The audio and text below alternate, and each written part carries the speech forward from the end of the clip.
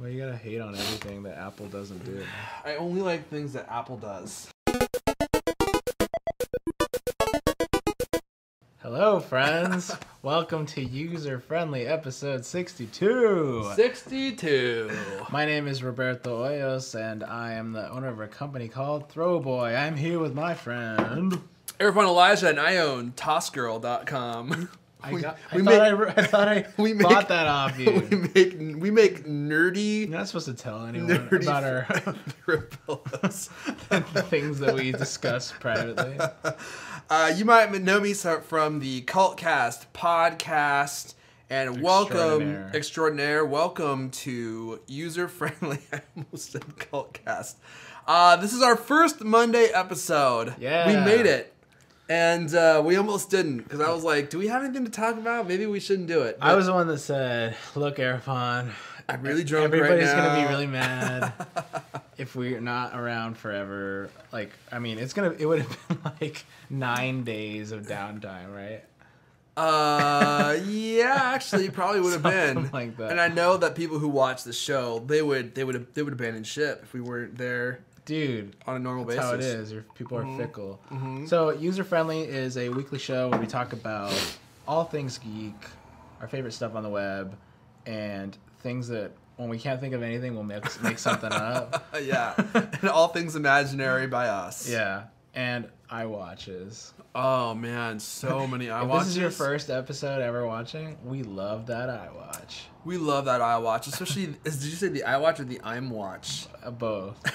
The iMwatch. You know, even if people actually wanted an iWatch, I don't think they'd want an iMwatch. That's the problem with iMwatch is they're trying to make it. They're trying to be Apple so bad. Oh my god, they really are. Every single detail about their site is trying to be Apple. I'm going to imwatch.com. We should actually. Should that be our first show topic? Sure. Let's just jump right into it, shall we? Okay. So I think we've actually. To you in the last 3 days. Nothing new's happened to me in the last 3 days. I played a lot of Black Ops 2. Oh. That was pretty awesome. That's good. And it's a beautiful day here in Seattle, so that's cool. Yeah. But I think we've actually talked about the iMwatch before. Yeah, we did. We had a whole discussion about this. But and they debuted at CES, I believe. It's released now and everything. Is it actually released? Yeah, I've heard people have it. I think. So it's so hard to tell because every single image on their website, as you can see, is a Photoshop image. You know? Is this not actually a real product yet? Well, I mean that isn't. That's obviously a Photoshop image, so it's hard to tell. But it says you can buy one. What happens if you try? I know that, but. Maybe just it's me looking at that like, well, show me an actual product, please, before I click buy, you know? So well, does it say when it actually the iCloud? That's what I'm saying, dude. Yeah. It seems like almost scamish because it's like there's not a real product in front of our eyes. It's like the iCloud, the everything, the everything, I should say. iCal and address book and all this kind of stuff, you know? The software that controls the iMwatch is a condensed form of the best technologies. That is marketese at its best. It doesn't actually say what it is. Yeah, with a single gesture, you can open and close applications and emails, receive social networking notifications, and read emails. This is sad how much they want to be Apple. Yeah. This is exactly the same exact design as Apple. Even to like the little like circular flag stuff up here. That's why this whole website gives me a bad feeling that it's like not a real thing. Well, they debuted at CES and they invited me to some press event. So I think they're legit. I just don't know if they actually are going to be successful or not. Well, okay, that brings us to our first actual topic here. Yeah. So like we now live in this. We had like a few months there where everything was hyped about smartwatches. Yeah. Everybody was like, well, once I get one of those Pebbles, man, you'll see. You'll eat your words as soon as we get a Pebble. You'll see how awesome having a watch on your wrist is that tells you your texts and tells you like, you know, your email, and I can skip tracks on my iTunes with, you know. Yeah, right. And all that has now. Fast forward to now, where people are just getting their Pebbles. Yep. I guess people are getting this one too. Did you describe what the Pebble is? The Pebble is just a smartwatch. It's like a smartwatch that has notifications. Interacts with your iDevices and stuff. And now we're in that post Pebble era. That's terrible. And no one cares. Nobody cares. Nobody's talking about it. I don't think anyone cared before. I think this entire time no one has cared. No, dude. People cared because Pebble got backed for the most ever on Kickstarter. That's true. It did raise $10 million, but how much were they selling them for? Like 300 or something like that.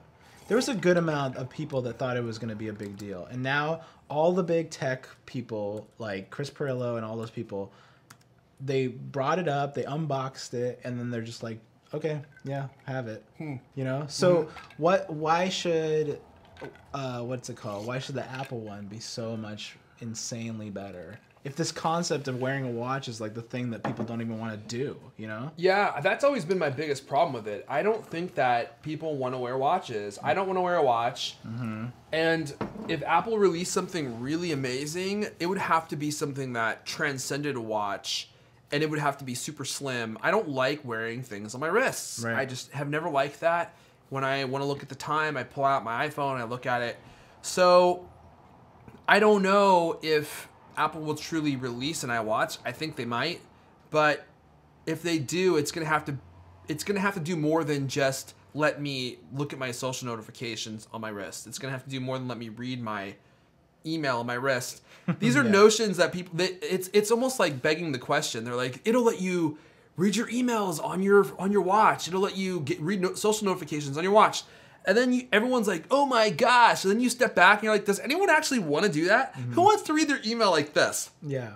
Like on their watch? Yeah. Nobody. Nobody wants to do that. People don't even like reading emails on their iPhones. I was going to say, I barely can do it on my phone. Yeah. And that screen is like super high quality, but a square on your wrist. You want to read an email there? You're going to be reading one word at a time. He wants me to go to the restaurant. Oh, okay, cool. Oh, I'm late now. Because no one wants to do it. Yeah. So I don't get it. I don't get it. I don't get it. But I think that I don't know, there must be some, you think it's just attributed to slow news? I think that it's really slow news. Or you think people just need something like, Apple knocked our socks off time and time again, and now it's like, they can't just be a business that iterates on top of the things that they have made. They have to be coming out with everything. The next blender, the next I don't TV, think Apple needs to do that. I don't think either, people but want I think Apple that's to, what people are projecting onto Apple. Yeah, I think people are projecting onto Apple. And look, it's not... I mean, working for a news agency, Cultimac, I know the pressure that you need to get views. Like, and Cultimac doesn't ever say that to their writers, and I don't think most blogs say that to their writers. Sure. But there was a news piece done on Gizmodo, right? Or actually on Gawker Media. And they were interviewing the founder, Nick Denton, and stuff, and they went to their New York offices. And in the middle of the office, they have a huge electronic board that shows which writers are getting how many hits. And it's like a moving board, right? Like it's a competition. Yeah. There's a huge drive to get traffic to the site because traffic pays the bills. Yeah. So they're constantly coming up with things to delight and entertain you and get you to want to click stuff. But you just like get into this tabloidy crap. I know. It's really annoying. You know, and especially for real tech heads. Yep. Then you get wrapped up in that, and Yep. you're like, well, so-and-so who writes really good stuff just said if Apple does not come out with a smartwatch, they're doomed. You know? Right. And that's the kind of crap you're reading right Yeah. now, you know? And it's like, we'll see, and I don't know, man. I mean, I'm trying to think, when was the last time Apple had all of this rumored pressure and didn't deliver? When's the last time that happened? Besides the iPhone 4S. Yeah, but that was already a created product. I'm talking about brand new product, right? Oh. Tablet was rumored, tablet was real, right? Yeah. Phone was rumored, phone was real. Yeah. Right? They never had anything that was completely like out there, except if you want to say the TV. But arguably, people keep pushing that back. I do believe that Apple has a watch that they're working on. Yeah. There's too many rumors for that to not be true, I think. But the big question to me is, how long will it be, if ever, that they decide this is a viable product? Yeah. This is something that A, should be released, and B, is ready to be released, Right. and then actually releases it. they're always working on prototypes. They're working on prototypes for all sorts of wacky, zany stuff. I mean, they have a whole like design team devoted to creating new products. Yeah, I mean, So- they probably were working on video iPods so long before the video. Do you remember iPod. seeing the prototype iPads they had done? No, you told me about that. I mean, it looked like if I had ripped my screen off and just had it be an iPad, with like a plastic back. And except stuff. it had a plastic back like the an original iBook or something. MacBooks. Yeah, like a MacBook. So it looked terrible. Yeah. And who knows how many iterations they went through before they actually released a good product. So Did you know that what's it called? They worked on an iPhone that was click wheel based before they went to touchscreen. Did they really? Yeah. Funny. Did that come from? Did you see that on Kevin Rose's it was podcast? on Foundation. That's yeah. right. So I don't know. I guess for me, I don't think that the iWatch is a category of product that a lot of people are going to want. I think it's a niche product. Well, then go to that history of the smartwatch thing. Let's record that real quick. Okay, yeah. So do you want to This record is it on my phone? Sure. 'Cause, This is a good kind of data point here that Yeah, it's go like, for yeah, it is niche, as they say. Tell me when you're ready. I'm ready. Raj. Yeah. So, So, smartwatches have been around look for at that quite a while. Dude, do you remember who had a smartwatch? The first smartwatch I ever saw, you know who was wearing it? Marty McFly. Dick Tracy. Do you remember that movie? Yeah, well, I mean- from the 1990s or whatever. See, I think it could be really cool, but I think that calling it an iWatch is kind of a misnomer because I don't think telling time is going to be its main function. Well, it's arguably like what the phone is. I think I had that one. Look how nerdy we all are. What is this thing standing next to me? What are those things it has on its chest? Yeah, what was that one? I think I saw that one. I think I showed you that. That's what I don't like, is people are like, I mean, look at this. let's just make it look like an Apple product. you know? It's a diminished experience. I mean, why would you want to do half these things on a watch? It doesn't make any sense. I don't even like. Ooh, you can remove it though. That's cool. Then it becomes the iPaperweight. Let's see here. Those are really early because look at the display. Yeah, for sure. I think that's it. That might be it.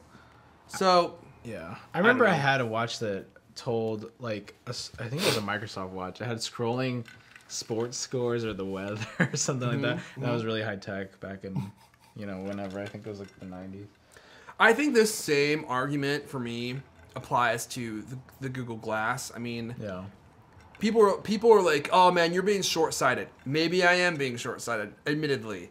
But I have not seen a scenario that they've showed where I'm like, that's a viable thing that you would actually want to do. Let me find something. This is Yeah, great. go for it. So speaking of glass, so I've described glass a few times to Skylar, my girlfriend, and Are you gonna show me this video that you sent me before? yeah, did we not show it on here yet? I don't think so. Okay, and I think okay, here it is. How guys will use Google Yeah, you Glass. showed it to me. Let's watch this real quick, because then I can talk more about what I'm about to say. Don't worry, it's only 9 minutes long. Is it really? No.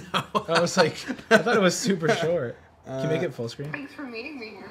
Yeah, absolutely. Sorry, I didn't know if we were going in for the hug at first. It's okay, you played it off well. Thanks. Well, it's nice to meet you in person. You too. Yeah. I like your glasses. Oh, thanks. I need them to see, so that's why I have them on. Where did you get them? I got them online. They're pretty new, but thank you. Okay. Thanks. So it's Jennifer Swanson. Swanson. Yeah. Google Jennifer Swanson. That's a lovely name. Thank you. Do you like dogs? I do. How did you know that? Lucky guess. And then he said, that's the difference between a Doberman and a Pomeranian. Oh, that's hilarious. Yeah. Okay, glass, take a picture. No, I thought I saw something in my glass. Okay. If there's one thing everybody loves, it's Downton Abbey. Oh, I love Downtown Abbey. I especially love the one chick, Countess Violet Crowley. Crowley. Yes, Yes. her. She's amazing. Yeah, she has quite the sharp tongue. Yeah. Did you know that that role was written for her? And by her, I mean actress Maggie Smith. Wow, we have so much in common. We really do. Run! Oh, man. I know, that's what I was saying. He should totally run for president. Politics are so important. What? You know, if you're distracted right Oh, now... no, I'm not distracted. I'm very interested in what you have to say. Okay. So my thoughts on the European Union are pretty complex. I think a lot of people are sitting around, nobody's making a decision, and too many people need things not to have someone stand up. I know exactly what you're talking about. But what about me? Well, I'm a pretty simple guy. You're a beast in the sack. I'm a B student. Yeah, try hard. But I try hard. Sealing you, baby. Yeah, seal You know what? it. Hold He on a makes second. sex good. Okay, glass and stream. You want to end streams? Yeah, I do. I love creeks, hate streams. What can I say? Hold on a second. Sorry, I don't date guys who use Google Glass. What are you talking about? 5 minutes ago, you didn't even know what that was. Siri told me. Well, that would never happen. That was in the back of her head. What is that is the best thing that will happen Yeah. from Google Glass Dude, being real. I really think that I was asking Skylar, I'm like, wouldn't that be just super creepy? Like if some guy's wearing Google Glass, like he walks up to her at work or something, and he's just wearing that thing. Who knows what he's doing? He's taking pictures of her, trying to figure out who she is That's online. actually a you great know? picture. And I'm like, we've never actually heard the side of like the attractive girl, like what they think of Google Glass, because they're walking down the street, people are taking video of them and stuff like that. Like, not to mention, I think we even talked about this on Cultcast. and they don't know it. That's the thing. You know? Yeah, like, and you can have a discussion with someone and have not know whether or not they're recording it, Right. or taking a video Like of me it. wearing these. What if these Yeah. were it, right? Yeah, And it wasn't totally. obvious, you know? Or like you meet someone you haven't showered or something, and they're like gonna put this video on the internet. Yeah. And they're live streaming it on their YouTube page. But I mean, think of this. Okay, geeky guys don't get girls. Get Glass. Go out on a girl hunt and looking at all these girls and recording all these girls, right? Well, if you're wearing Google Glass, one thing's for sure: all you'll be doing is recording. That is for sure. So anyway, I think for me, we were just kind of talking before the show. Like, what it all comes down to is honestly, I think it's a slow news cycle right now, and I think that these iWatches or whatever are kind of like great things to talk about. They get people's attention. Yeah. I don't think they're nearly as cool as they're hyped up to be. They're so hyped right now, and same with Google Glass. Yeah, agreed. I think they could evolve into cool products, but Yeah. are you gonna be wearing Google Glass in the next year, Hell 2 no. years? No, not for $1,500. Not Hell even- no. I just don't want that. You What know, if they could build it into your glasses? I still wouldn't, man. Like, I don't know. People are distracted enough. Yeah, exactly. Let's move on. I want to show you a Kickstarter Okay. and see what you think. So, actually, I was going to give you my impression, but let's just watch the video real fast, and then you can tell me what you think. Do you want me to get this? I'll get it. Okay. Don't move around. No guarantees. Make sure it's focused. When we're kids, the stuff we make gets put up where everyone can see it. Before long, we start creating our own space, putting things on walls. And our whoops. Whoops. As we change, So so dumb. changes what we put on our walls and the way we hang them. And some things become more important than others. We think it's time that the way we present what we love grew up with us. This is OpenFrame. Show what you love in a beautiful way that can change with you. Hi, I'm Matthew Smith. I'm one half of OpenFrame. With Jeff Sheldon of Ugmonk, we've teamed up because we both had the exact same problem. We had tubes of posters that we loved sitting under our beds or hanging out in our closet, and they weren't getting up on the walls where they belong. We've taken a material that I love and given it a place on the wall where we can put our poster. An open may have frame heard of it, means that you wood. can It's called change up wood. however this thing is being used. You can put multiple, photographs on the same large frame arrange them how you want, and change it next week when your family comes into town. And you don't want them seeing your love of poodles. Instead, you want, that family picture up. Just change it. It's really simple to do. And instead of like having to redo or undo a frame that you've put together, by having simple magnets on there, it has this approach that just feels aesthetically warm. It's flexible. It can do so much. Thank you for your interest in OpenFrame.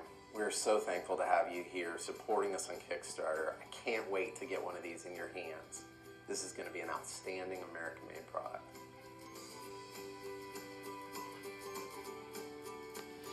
So it's called OpenFrame.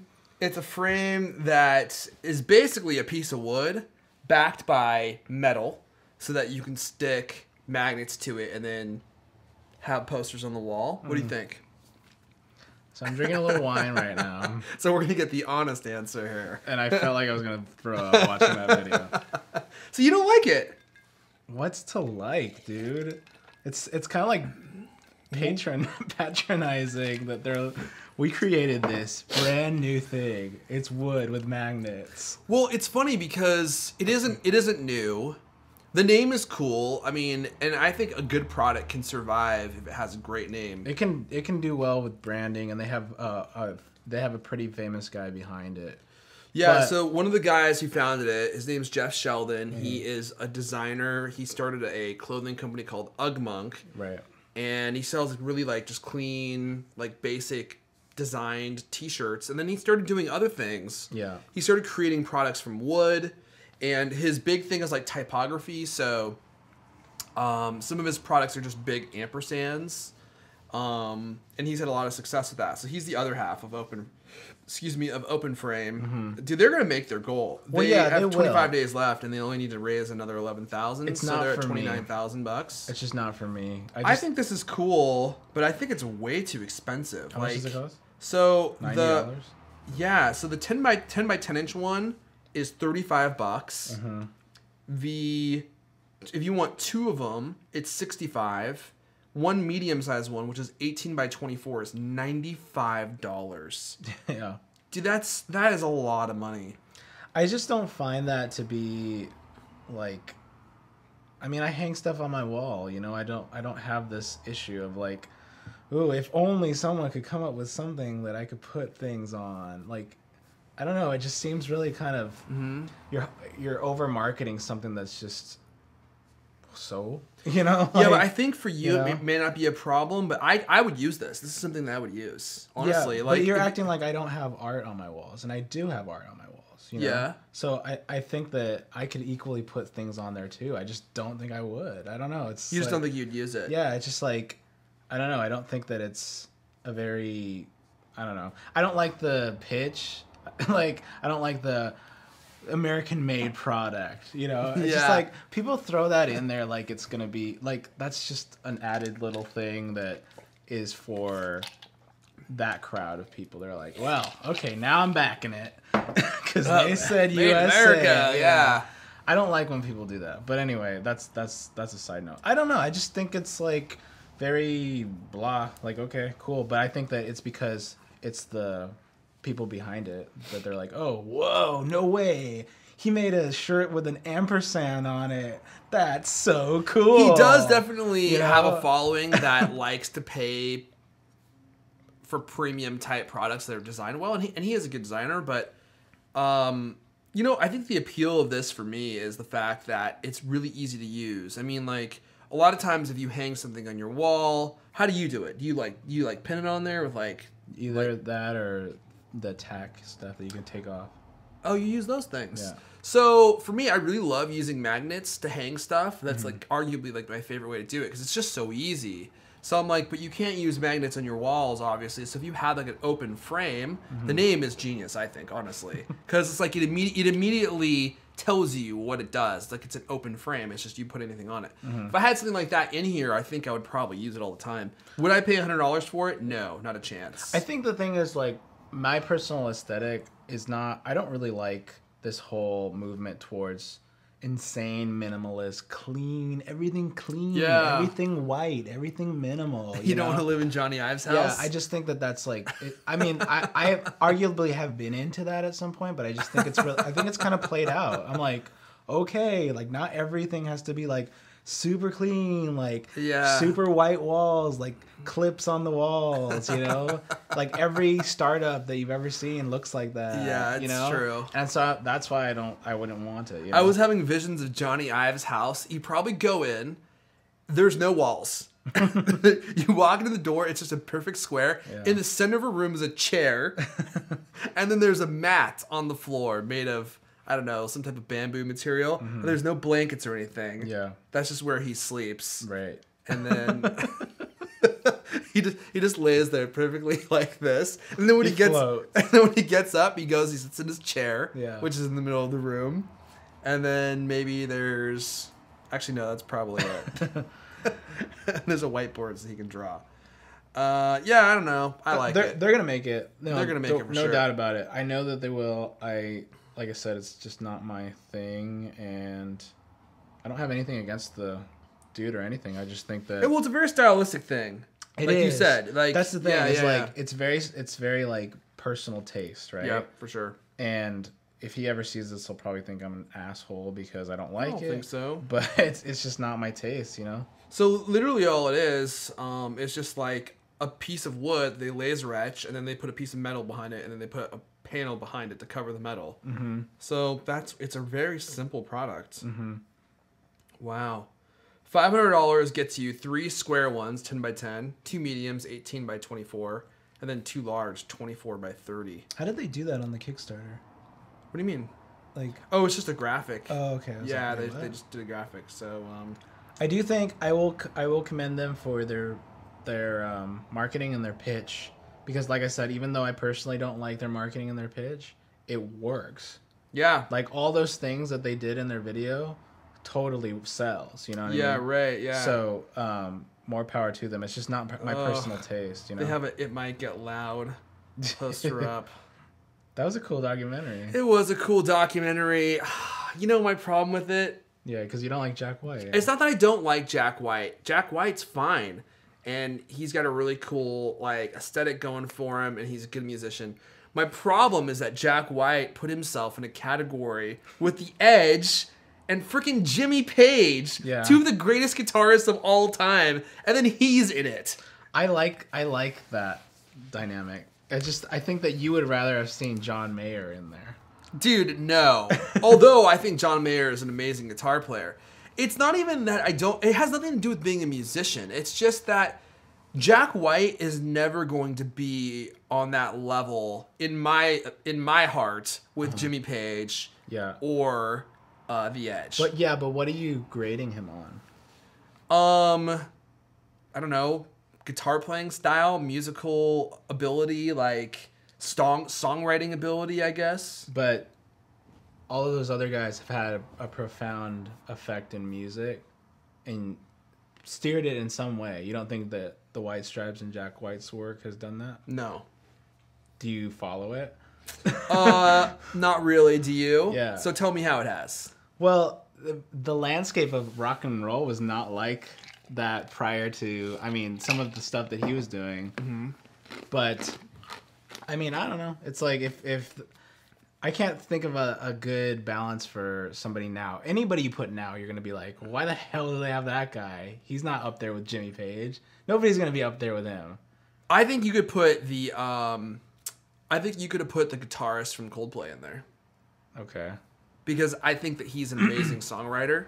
See, I think then we're coming back to taste, like what our taste is, right? Well, are you? Because we both like Led Zeppelin, right? Yeah, and can you honestly say that Led Zeppelin and White Stripes are in the same strata? No, but that's the thing is, who can you say that is in there, right? You can say The Edges. You can say The Edge and Jimmy Page are both in the same strata. I don't know, because I don't like U2. So yeah, all right. Well, we're totally going off to into the deep end here. Mm-hmm. If you haven't seen It Might Get Loud, we should have probably explained that before we started having an argument about it. It's good though. It is a good documentary. So it's about 3 of the greatest guitar players in the world: Jimmy Page, The Edge from U2, and then of course Jack White from the White Stripes, prolific band. And then it's just a documentary about how they all got started and their careers. Really good documentary. You should check it out. I don't know if it's on Netflix. Otherwise, we might review it. No. So let's wrap up with our final story of the day. T-Mobile unveils new carrier contract-free data plans ahead of next iPhone. Nobody cares. Yeah. I don't know. I think it's an interesting conversation for those of you who are in the U.S. anyway. Yeah. So T-Mobile is going to be doing away with their 2-year phone contracts, and they're going to be moving more into like a dumb pipe type of company where you just pay them, and you can get a certain amount of data, and then all their plans include free texting, free minutes, you know, which are all just data anyway. I mean, the fact that you get charged for text messages is a total scam. Because those are data. It's like, what do they think that they are? Yeah. And then to have you pay for data on top of it. But the thing that kind of is a bummer for me about this is, so they're going to be moving away from subsidized phones. So you just have to buy your phone outright and take it to T-Mobile. But their plans are really expensive, dude. I mean... $50 a month for 500 megabytes. $50 a month for 500 data. megabytes. 2.5 gigabytes for $60. And then there's an unlimited plan that... gives you unlimited data. I don't know if that's up to a certain point, because unlimited these days never actually means that. And then they give you up to $500 megabytes of tethering included for $70 a month. That's way less than what I pay. That's way less than what I pay too. Actually, I pay like almost $100 a month. Do you really? Yeah. Wow, it's so expensive. Yeah. And then the downside with T-Mobile being that they don't have LTE. So if you have an iPhone 5 or the iPhone 6 or whatever comes after, until T-Mobile adds an LTE network, you will not be able to use LTE, and that really sucks. That would suck. That would be such a downgrade now after being so used to it. Yeah, LTE makes a huge difference. Let me read you this, though. I wanted to talk about this on last week's Cultcast, but we weren't able to work it in. Okay. So AT&T last week announced, actually this is just several days ago, 4 days ago, announced new data share plans. Let me read you these. So they have a new 30 gigabyte plan, a 40 gigabyte plan, and a 50 gigabyte plan. Hold on to your butts. The 30 gigabyte plan, 30 gigabytes of data, $300 a month. 40 gigabytes is $400 a month. And if you weren't already mad and if you haven't shat yourself already, the 50 gigabyte plan is $500 a month.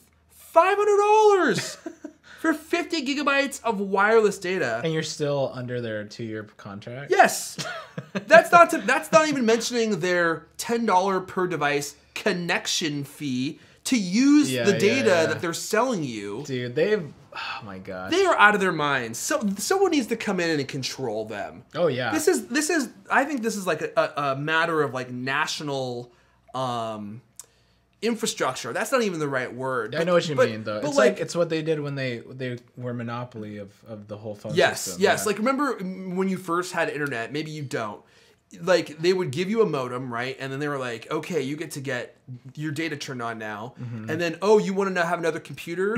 Oh, well, it's going to be another $5 a month or $10 a month because they have you by the balls. Yeah, because they have you by the nads, and there's nothing you can do. And it's really frustrating to me. We're moving into this era where all the stuff that we consume is online, Netflix Instant, all this stuff, and we're paying for all these unlimited streaming things. And then these companies come along and they try to screw you.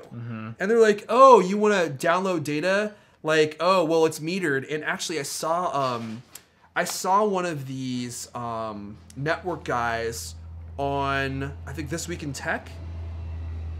And the conversation was revolving around, is data actually limited? And he was like, he runs one of these huge data companies. Yeah. And he was like, no, it's a farce. Like, it costs us nothing to move data across our network. And it costs us hardly anything to move data from our network to, like, Comcast network. It's so cheap for us to do. The idea that data is limited, which is what AT&T and these other carriers, it's the argument they make to justify these insane prices. Yeah. It's the argument they always make. Oh, well, we got to regulate traffic. Yeah. Bull crap. They do it because they know they can squeeze every last dime out of you, and then make an argument like this, and they know that that data usage is increasing. I mean, $500 for 50 gigabytes of data. So what? You could rent a BMW for a whole month for the same amount of money. So that's a new thing they're introducing. It's not like, it's just an added tier, correct? Yeah. Okay. So it's just, because I don't even think they had... It's a really, really high tier. Yeah, because they didn't have that. No. It was either like very low or unlimited, right? And Yes. people got mad that they had unlimited. This is probably they're lashing back like, okay, fine. You want a lot more? Well, it's going to cost you $300 to $500. Yeah. I mean, so this is a Cult of Android article. Killian Bell is the writer. Hey, Killian, if you're watching, I love you.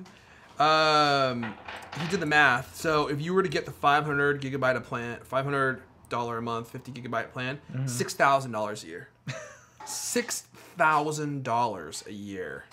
It's insane. I mean, you still be charged $30 for every smartphone you add. yes, exactly. Because that's a hard thing to do. Yeah, Add right. another phone And then to they your charge you per device. Yeah. Because they're the ones that are regulating the IP addresses. Because remember, when they did it at home, if they charged you for per IP address, what happened? People just started getting routers. And the router would take that one IP address, and then it would assign IP addresses to everyone on the network so that you didn't have to pay those companies anymore. And now they manage all that for you. So, like, they're the ones that turn on each individual device. It's highway robbery. Something needs to be done about it. And I know every time we have a conversation like this, I always get tweets from people who live in other countries, especially the UK or Austria. And they're like, oh, I pay like €8 and I have like 800 gigabytes a month. Yeah. I know. That's what we should have here. I know. I'm like, I know. It's great. You guys you have it made, especially in Austria where it's dirt cheap and pirating isn't even illegal there. It's totally legal. Well, I think it's legal to download it, but it's not legal to upload it. Oh, really? How does that work? I don't know. But so as long as you're not like sharing a torrent that you're downloading, they were like, it's just fair use. You know, like you download a movie. Oh, and it's only going to cost you 2 cents because that's how much your data costs. Anyway. All right. Anything to add on that topic, or should we wrap it up? Let's wrap it up like a wrap. I like this title. I cheated with a 97-year-old woman. And your family members. This is just a YouTube title, I'm saying. Okay, cool. So, thank you to everyone who left us a new iTunes review. Yeah. We appreciate it. Thank you, Blip. If anyone from Blip is watching, for featuring us yet again. Thank you. It really helps us out a lot, so thank you for doing that. Our viewership has gone like... And we're Mondays now. We're Mondays now. Welcome to all of our new viewers. If you're seeing us for the first time, sorry my voice got all squeaky when talking about data plans. That's what happens when I talk about data plans because it really makes me mad. So yeah, we're Mondays now. So every Monday we'll be back with a brand new, user-friendly for you. Hey, if I wanted to find out about you during the week, but I don't have any user-friendly to watch, where would I go to do that? You can go to, I'm on Twitter. It's just at Roberto Hoyos, Roberto Hoyos. And Throwboy at Throwboy. What about you? I'm on Twitter as well. I'm at Erfon, Erfon. And also, if you are watching on Blip, keep in mind that you can always subscribe to us on iTunes and have us living on your iPhone, your iPad, any device that you own that gets podcasts. We can live there with you. And then also on YouTube, youtube.com/user-friendly show. And actually, that's the same thing that you want to search for on iTunes, just user-friendly show. Yeah, and we have a bunch of new comments that we need to reply to on YouTube. Yeah. I want to go there and do that. Good. Okay. All right. With my own account. Cool. All right. Well, that's it for us. We'll see you guys next Monday. Yeah. Until next time. Keep it easy. Keep it easy.